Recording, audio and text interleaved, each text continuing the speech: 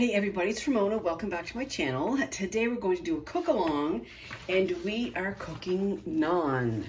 I've never made naan before, but I'm having butter chicken and basmati rice for supper.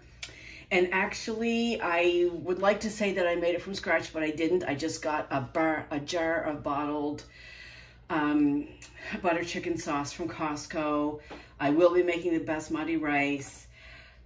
But the naan, I thought, oh, I'll get some naan with it. And I was like, you know what?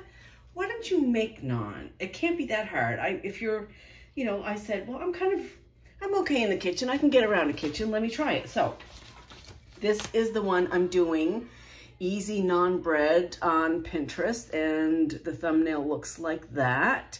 And this one makes 6 servings.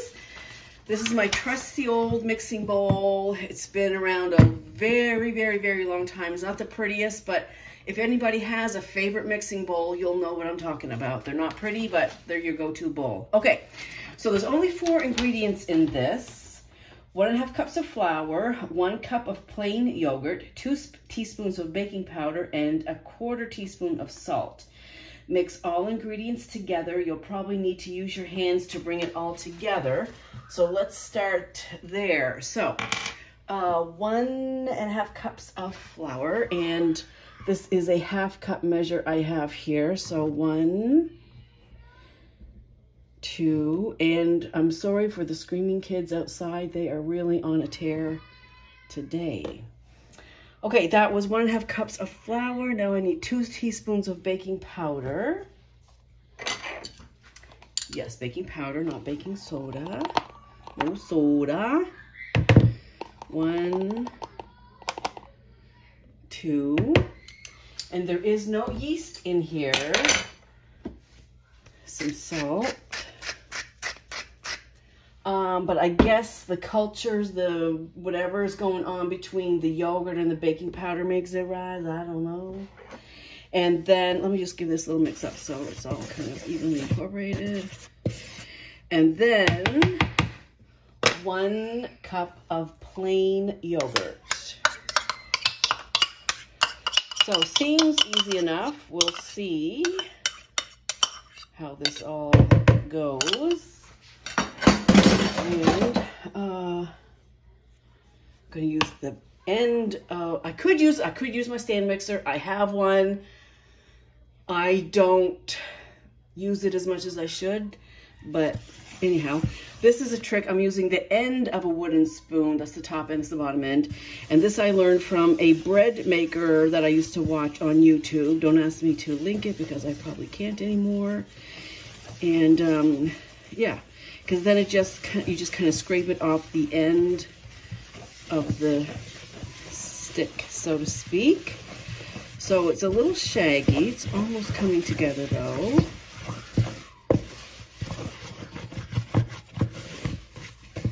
Okay, it's all together. Awesome. Okay, so that was step 1. It says it will become a fairly sticky ball. If necessary, add a little more flour to make it manageable. I don't think I need any more flour. Divide it into 6 equal pieces. So I will dump this out on the counter, I believe. And just give it a little toss to kind of make it smooth and easier to cut. It is fairly wet, I would say. It's more on the wet side than dry side. Give a little more flour. I just kind of want it to come together enough to make it neat that I can cut it evenly. I guess I don't really want to, I don't really know. It doesn't say to knead it, just says next step to cut. So I don't feel like I want to mess with it too long, I guess.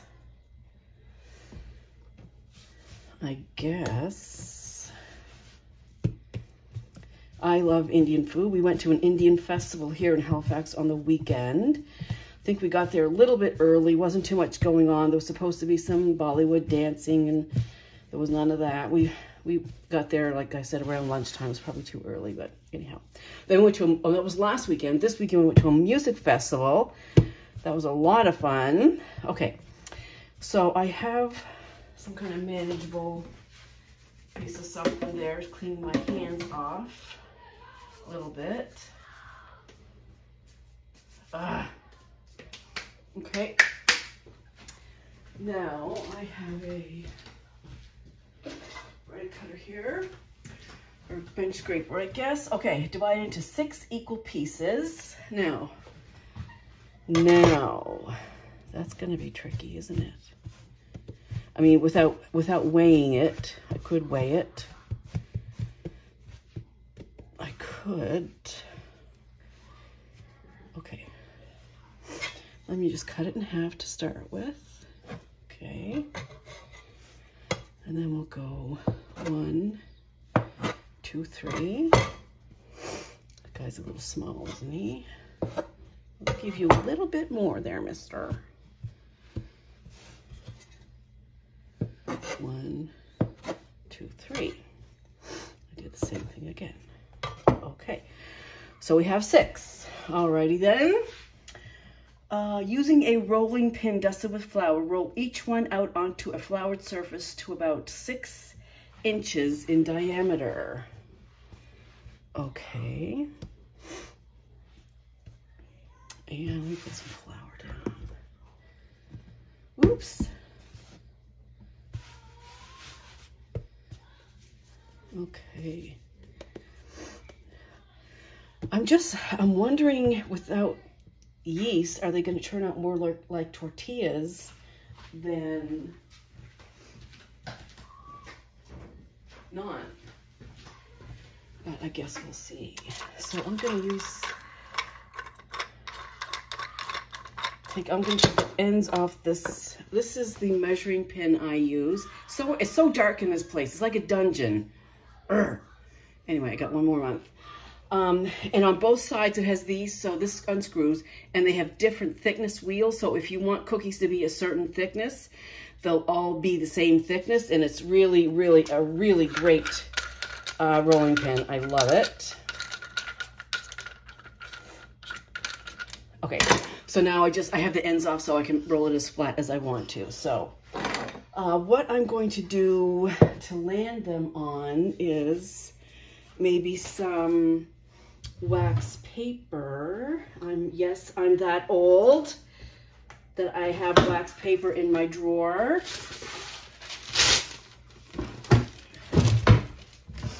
You too will be old one day. You might not have wax paper in your drawer though.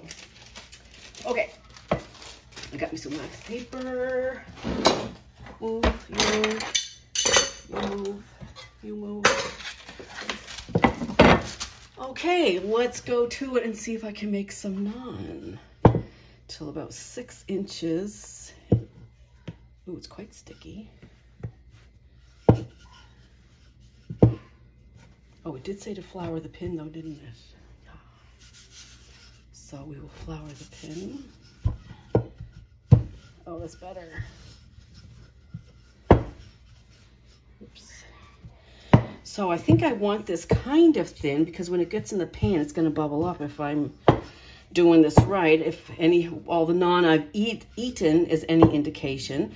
So that's pretty thin. I like that. I'm going to gently, whoopsie daisy. Oh, that's a mistake. Oh no. Okay, let's start over then. Okay. Okay, so clearly I rolled it too thin. So let's try again. It's very fluffy, it's very soft. I guess that's a good thing. Oops.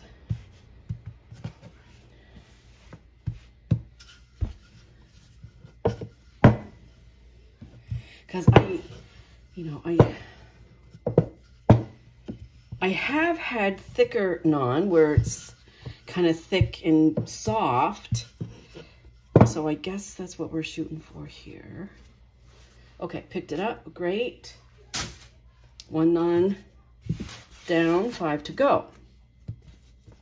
Okay, So I'll make another one and then I'll cut off and I'll meet you over at the stove in just a second. Okay, let's try this again. Butter my pan. So if this works, it's pretty darn easy. I would definitely make it again, depending on how the end product turns out.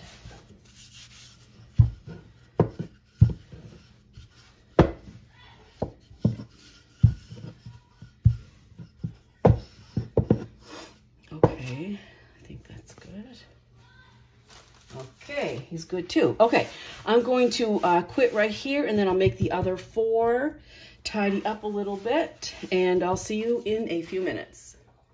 Okay, we are back, ready to cook some naan. I have 2 big frying pans out here to cook some naan. Here is the butter chicken simmering away, and I will be making some basmati rice too. All right, let's get started. So the instructions say to heat 2 pans until hot. So that is what I have done. I guess we'll just concentrate on this guy for filming. And okay, let's see what happens here. I'm gonna put it on. And it's set in unoiled pan. So that's what we're doing. Please don't stick. This one is a little raggedy-taggedy. And Jason just texted me that he's on his way home. Yay, and I'm not ready. Oh well. Okay, now, it says, heat a frying pan without oil until hot. Cook each flatbread for a few minutes on each side until lightly golden spots appear and it puffs up. Best eaten on the same day. If making ahead, warm them up in the oven before serving. So actually, I am going to turn the oven on 200. And as they're done, I'll throw them on a plate to keep warm. I'm certainly afraid I'm going to burn them. So, because this will take like 3 batches. 3 batches. Okay. Heat and fry, cook each for until lightly golden brown spots appear and it puffs up. Yeah, that's not ready yet. This one, oh, this one is getting puffy though. This one is puffing. It's starting to puff up there. So maybe you do need to roll them thinner than what I did. I don't know. I don't know. Anyway, it's the first time, so I'm not going to be too judgy. Let's see, updates while we're waiting are, no, let's go back. I tried turning that one, but it was not ready yet. The office is completely packed up. The spare bedroom bed is down and we're storing boxes there. The shelving unit upstairs is down. Everything is packed up. The living room, like the little end tables, those are all packed up. The shelving unit is off the wall. That stuff is all packed up. The stuff out of my coffee bar / wine station, that's all packed up. All I have left out there is a Scentsy warmer, the Keurig, and cups. Everything else is packed. And so probably this weekend we'll get a start on the kitchen and get that started. These aren't really looking like naan. I guess I'm just kind of, I need to wait a little bit more. Okay, I'm gonna keep cooking here. No, let's keep going so I can show you what it looks like when I flip it. So this one is starting, it's still a little gooey on this side. It's starting to turn a little golden brown, so let's flip it. That looks like naan.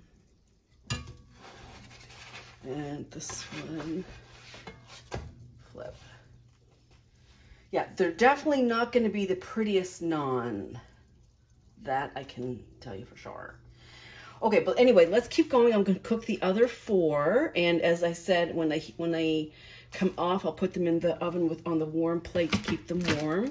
And then I need to get the rice started. I'm behind schedule. So I'll see you in a few minutes.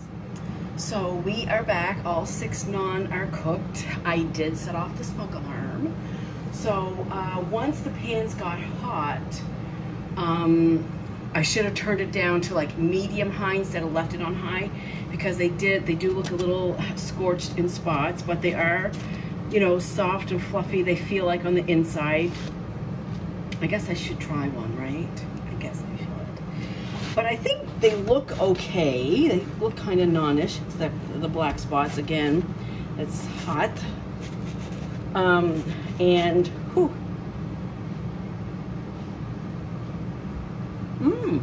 It tastes like naan. That's good. That's good.